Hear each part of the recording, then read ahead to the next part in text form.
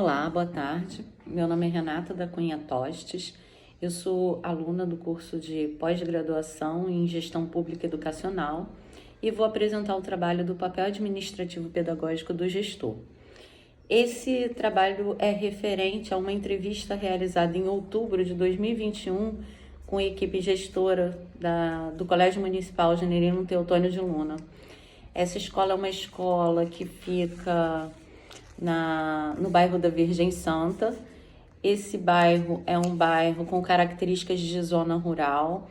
Entretanto, hoje, é um bairro que apresenta uma formação, de escola da periferia por conta da migração de pessoas de vários outros municípios para a cidade de Macaé. Então, vem atendendo pessoas de Campos, da Bahia, de várias outras regiões do Brasil. Com as questões da pandemia, infelizmente, como outras escolas de Macaé, a gente também sofreu, por questões de não conectividade, a evasão dos alunos. Então, eu tentei colocar perguntas que fossem diretamente ligadas ao fazer pedagógico da equipe gestora em relação a essas questões, durante a pandemia. E nesta escola eu atuo como orientadora educacional já há algum tempo, e a equipe gestora é composta do diretora adjunta, supervisão, 2 professoras orientadoras pedagógicas que atuam diretamente com o corpo docente e 2 professoras orientadoras educacionais que atuam diretamente com o corpo discente, pais responsáveis e comunidade. A escola atende aproximadamente 850 alunos. Pouquíssimos alunos retornaram presencialmente, inicialmente, mas hoje a gente atende aí uma média de 50% a 60% da demanda que retornou presencialmente, mas ainda atendemos uma demanda muito grande de maneira remota. A primeira pergunta refere-se a como minimizar o abismo social pós-pandêmico entre os alunos com e sem acesso aos estudos remotos. A direção, pontua que a pandemia mostrou a sujeira escondida debaixo do tapete, e a exclusão ficou evidente. Para a direção da escola, o reforço escolar diminuiria essa defasagem. A supervisão sugere que sejam revisados os conteúdos para que se faça uma retomada coerente e produtiva, aproveitando melhor o tempo. A orientação pedagógica fala um pouco da desigualdade social, e o distanciamento social que interrompeu o ensino presencial, e busca estabelecer a comunicação entre alunos responsáveis, pontuando o WhatsApp e vídeos curtos feitos pelos professores e a utilização de plataformas educacionais.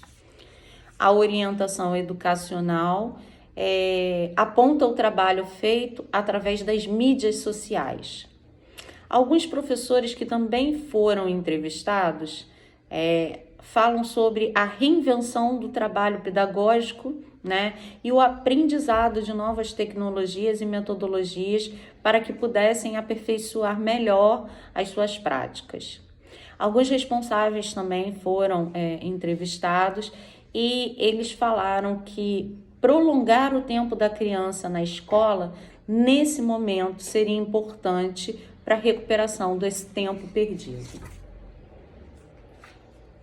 A segunda pergunta refere-se com a proposta das atividades remotas, muitas famílias sem acesso à internet se afastaram do ambiente educacional. Como resgatar as famílias para mantermos os vínculos escolares?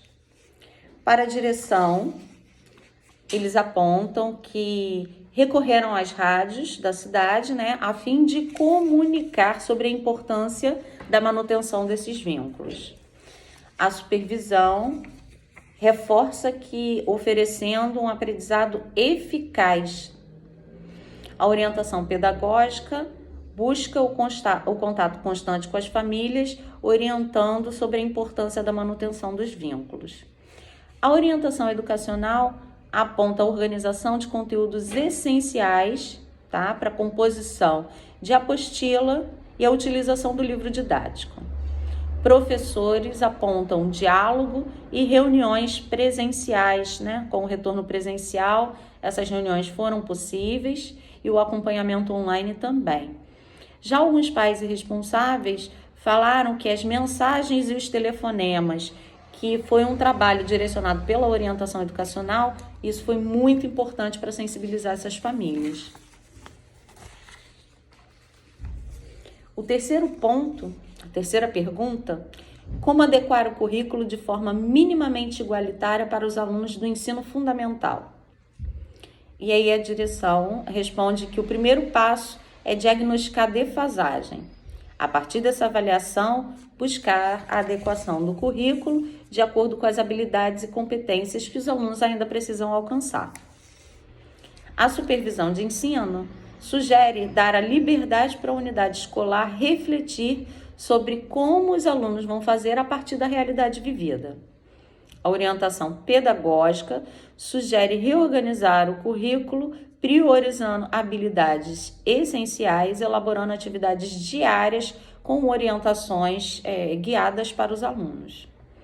A orientação educacional aponta que, através dos contatos com os alunos, é necessário focar em conteúdos do ano anterior.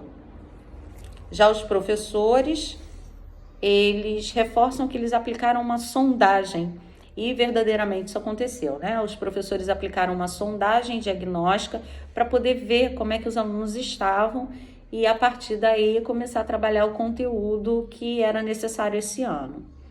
Pais e responsáveis, eles pontuam que investir no reforço escolar é muito importante nesse momento, principalmente contando com a colaboração das auxiliares escolares, né? Aquelas pessoas que inicialmente trabalham para poder ajudar os alunos com deficiência, nesse momento elas poderiam estar colaborando também com a questão do reforço escolar. A quarta pergunta: quais as estratégias mais eficientes para resgatar o educando evadido? A direção responde que a nossa estratégia, né, principal foi anunciar na rádio. Existe uma rádio local ali na Virgem Santa e o anúncio na rádio sensibilizou muitas famílias.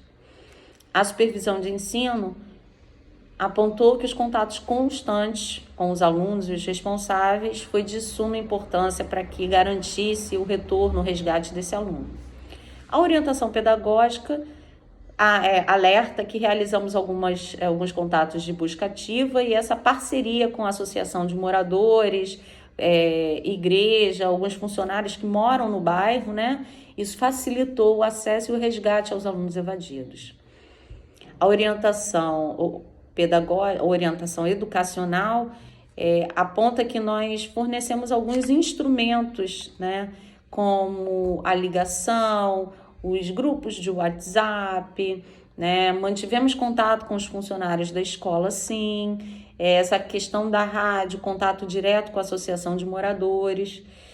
Os professores, né, acreditam que as aulas online, né, e a tutoria com alguns alunos que de repente tinham mais facilidade de domínio com alguns conteúdos, alguns conhecimentos essenciais da atividade, isso também facilitou o resgate, porque a linguagem entre os alunos, né, isso também foi muito importante, porque eles se conhecem, por ser uma escola bairrista, os alunos têm acesso uns aos outros.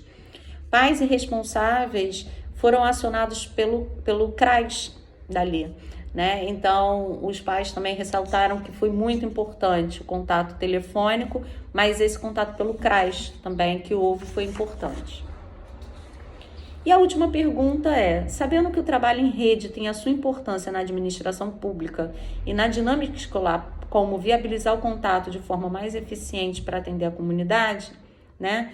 Como é que isso pode, né, se dar? E aí a direção diz que o WhatsApp foi a maneira mais eficaz para que isso acontecesse. A supervisão aponta que, contando com os dispositivos da rede, né, a orientação pedagógica que diz que os contatos entre a comunidade e os parceiros do bairro, a orientação educacional aponta que as reuniões mais claras e objetivas e os constantes adaptações, né, e atualização do PPP da escola.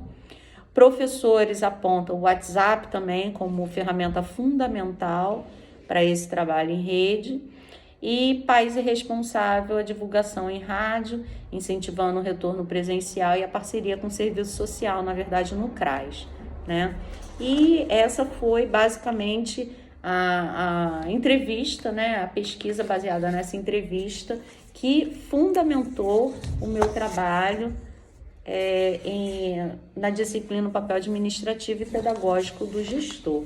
Esse trabalho foi apresentado à professora Tânia Gregório através de slide, foi apresentado também através de um quadro e agora, por conta de algumas dificuldades de horário, eu estou repassando através de um vídeo, tá? E aí eu agradeço muito a colaboração de todos que participaram dessa entrevista, agradeço a professora Tânia e me despeço nesse momento. Boa tarde.